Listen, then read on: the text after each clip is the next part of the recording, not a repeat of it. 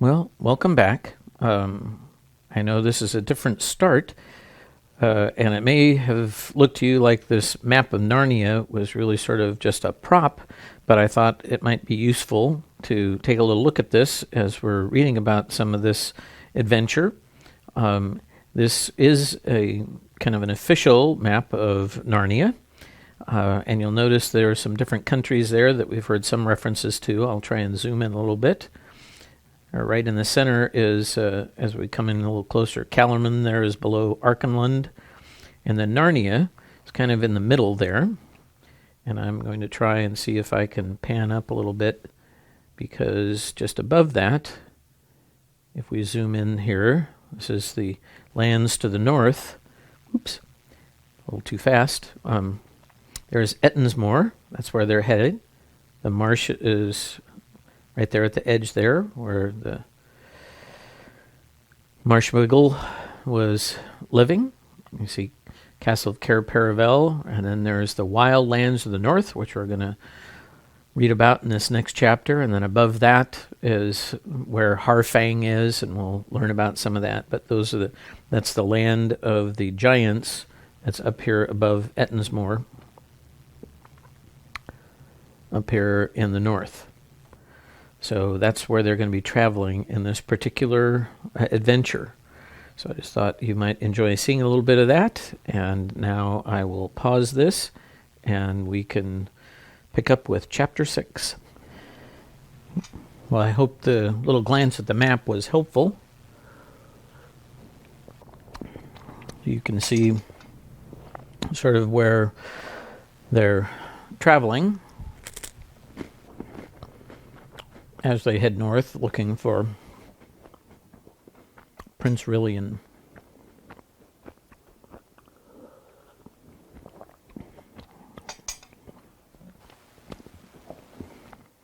Chapter 6. The Wild Wastelands of the North. At about 9 o'clock the next morning, 3 lonely figures might have been seen picking their way across the Shribble by the shoals and stepping stones. It was a shallow, noisy stream, and even Jill was not wet above her knees when they reached the northern bank. About 50 yards ahead, the land rose up to the beginning of the moor, everywhere steeply and often in cliffs. "I suppose that's our way," said Scrub, pointing left and west to where a stream flowed down from the moor through a shallow gorge, but the Marshwiggle shook his head. "The giants mainly live along that side of the gorge," he said. "You might say the gorge was like a street to them. We'd better go straight ahead, even though it's a bit steep." They found a place where they could scramble up, and in about 10 minutes they stood panting at the top. They cast a long look back at the valley land of Narnia, and then turned their faces to the north. The vast, lonely moor stretched on and up as far as they could see. On their left was rockier ground.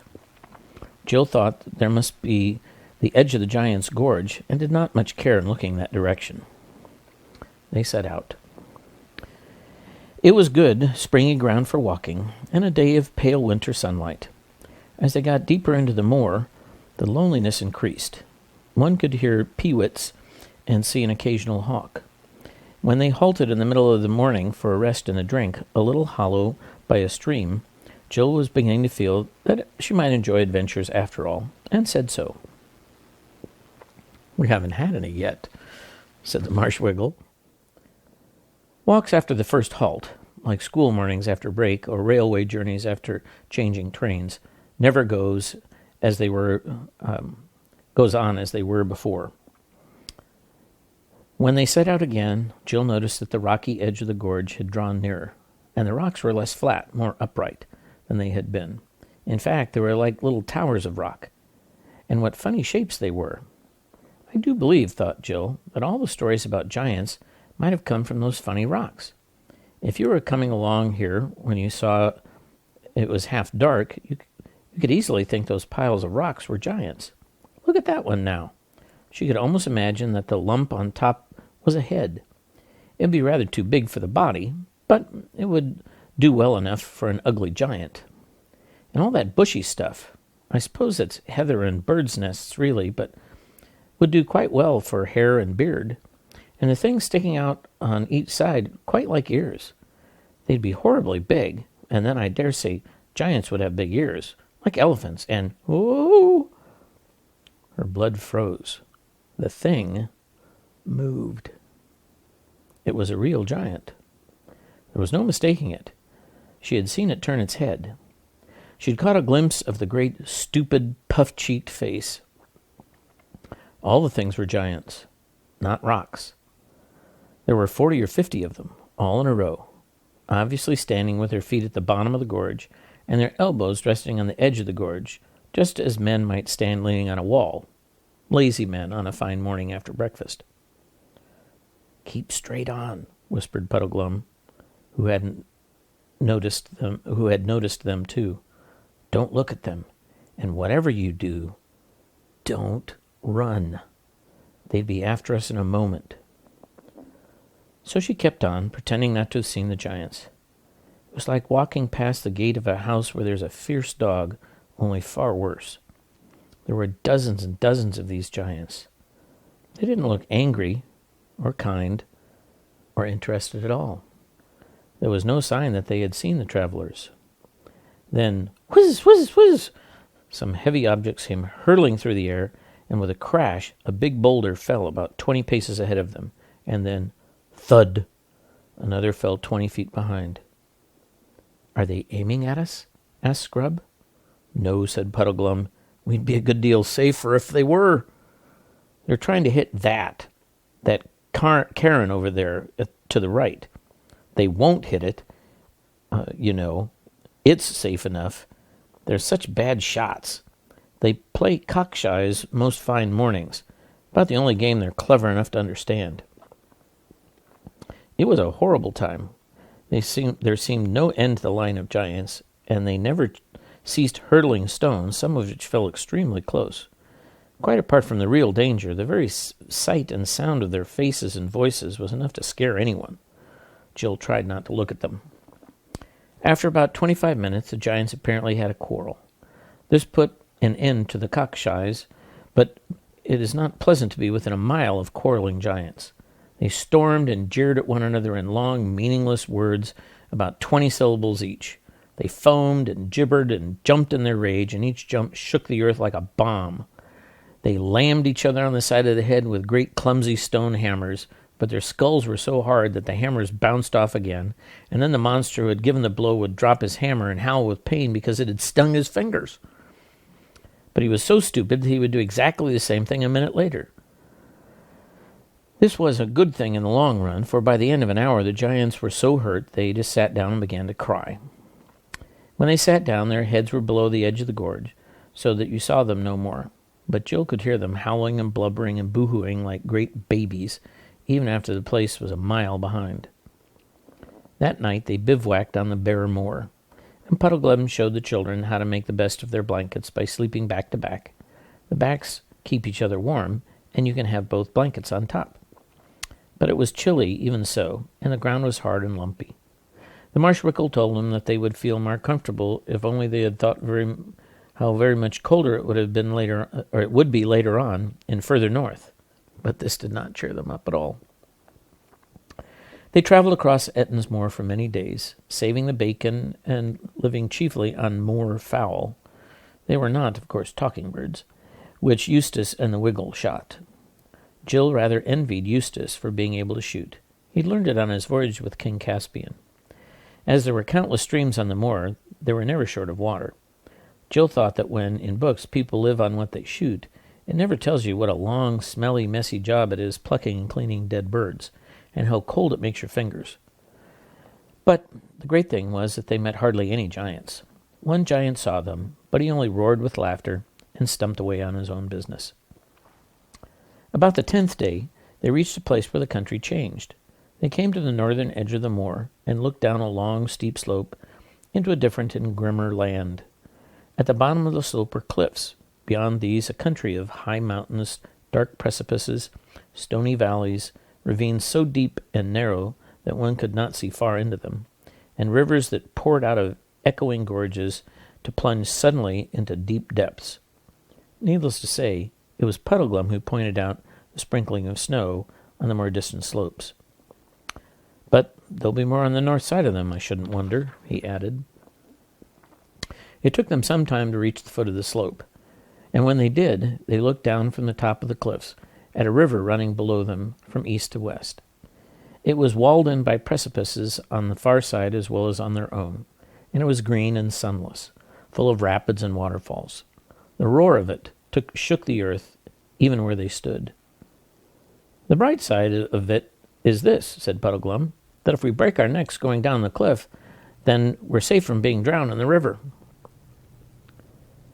"What about that?" said Scrub suddenly, pointing upstream to the left. Then they all looked and saw the last thing they expected. A bridge. And what a bridge, too. It was a huge single arch that spanned the gorge from cliff top to cliff top, and the crown of that arch was as high above the cliff tops as the dome of St. Paul's is above the street.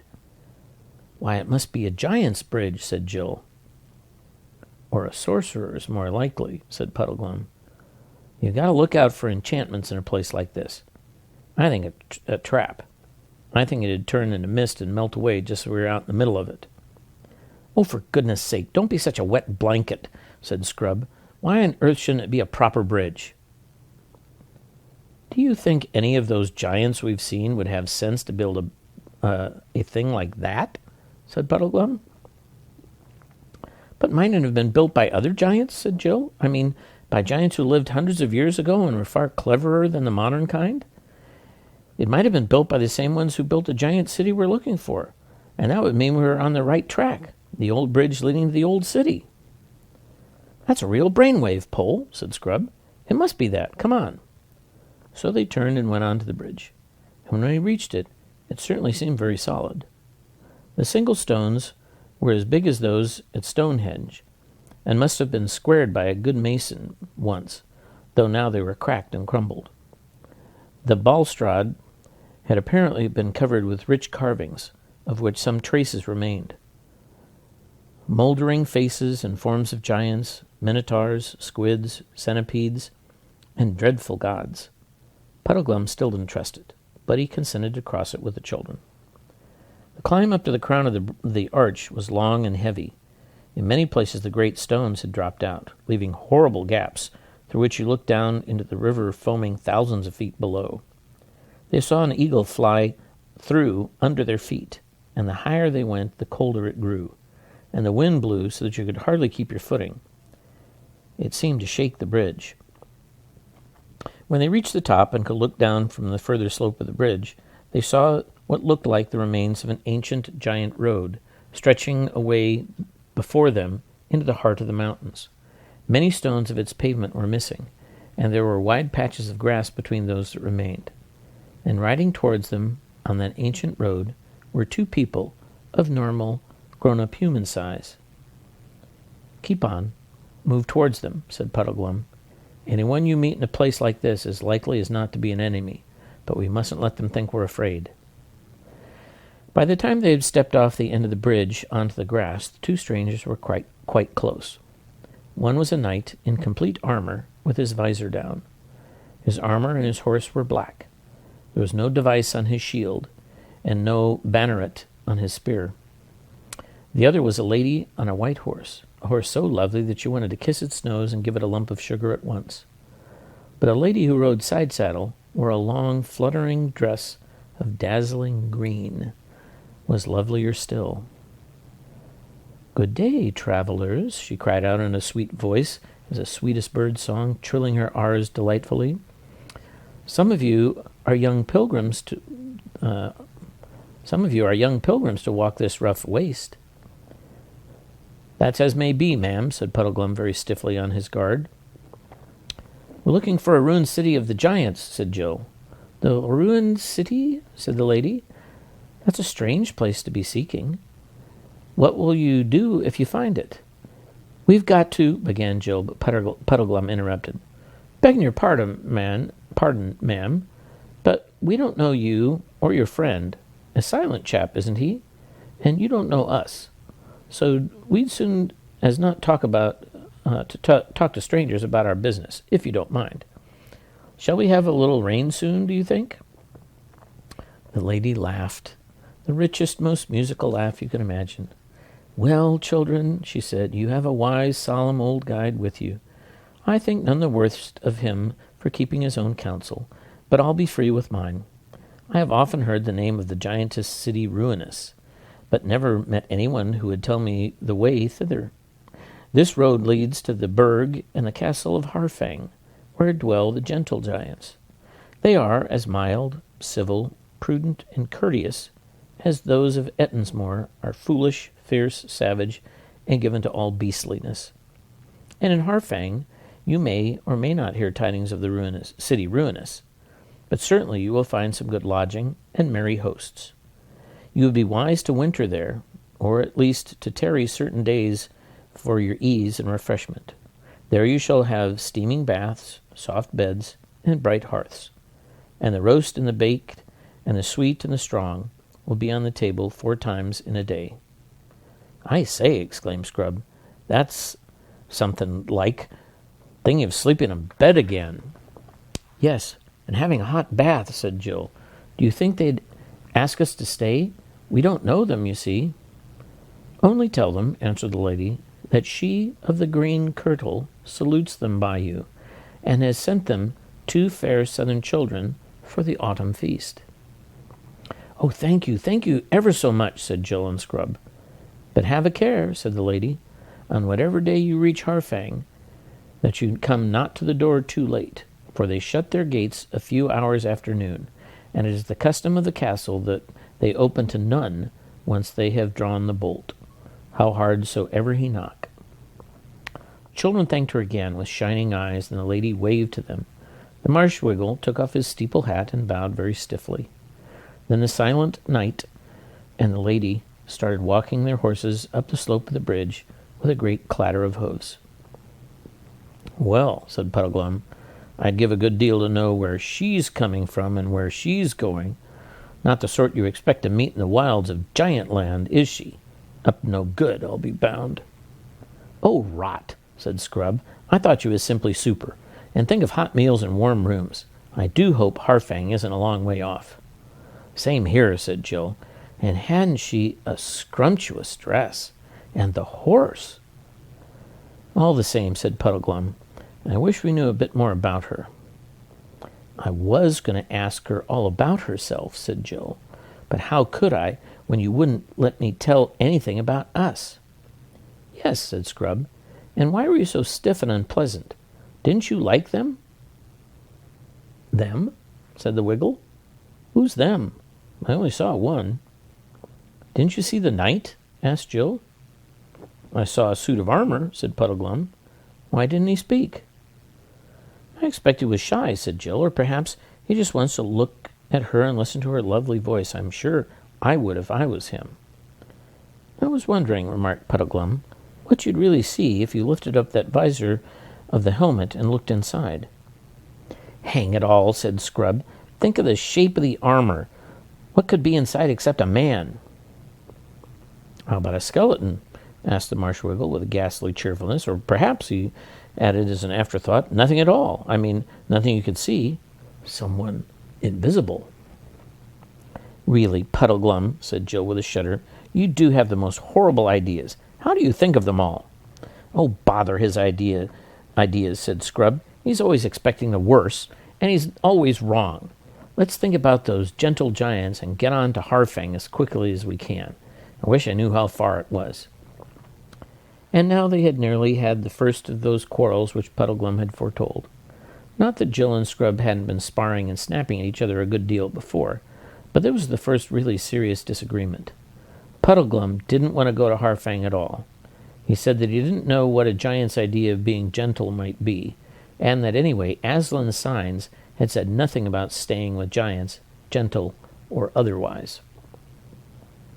The children, on the other hand, were sick of wind and rain and skinny fowl roasted over campfires, and hard, cold earth to sleep on, were absolutely dead set to visit the gentle giants. In the end, Puddleglum agreed to do so, but only on one condition. The others must give an absolute promise that unless he gave them leave, they would not tell the gentle giants that they came from Narnia, or that they were looking for Prince Rilian. and they gave him this promise, and went on. After that talk with the lady, things got worse in two different ways. In the first place, the country was much harder. The road led through endless narrow valleys down which a cruel north wind was always blowing in their face. There was nothing they could be used for firewood, and there was no nice little hollows to camp in, as there had been in the moor. And the ground was all stony and made your feet sore by day and every bit of you sore by night. In the second place, whatever the lady had intended by telling them about Harfang, the actual effect on the children was a bad one. They could think about nothing but beds and baths and hot meals and how lovely it would be to get indoors. They never talked about Aslan, or even about the lost prince now. Jill gave up her habit of repeating the signs over to herself every night and morning. She said to herself at first that she was too tired, but she soon forgot all about it. And though you might have expected that the idea of having a good time at Harfang would have made them more cheerful, it really made them more sorry for themselves and more grumpy and snappy with each other and with Puddleglum.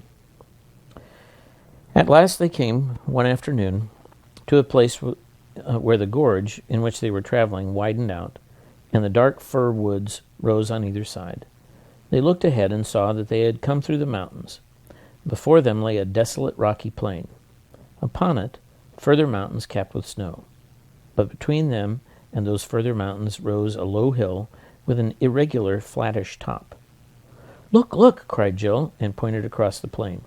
And there, through the gathering dusk, from beyond the flat hill, everyone saw lights. Lights!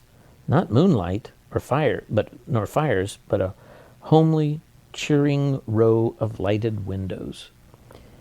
If you have ever been in the wild wilderness day and night for weeks, you can if you have never been in the wild wilderness day and night for weeks, you can hardly understand how they felt. "Harfang!" cried Scrub and Jill in glad, excited voices. And "Harfang!" repeated Puddleglum in a dull, gloomy voice. But he added, "Hello, wild geese!" And he had the bow off his shoulder in a second. He brought down a good fat goose. It was far too late to think of reaching Harfang that day. But they had a hot meal and a fire, and started the night warmer than they had been in over a week. After the fire had gone out, the night grew bitterly cold, and when they woke the next morning, their blankets were stiff with frost.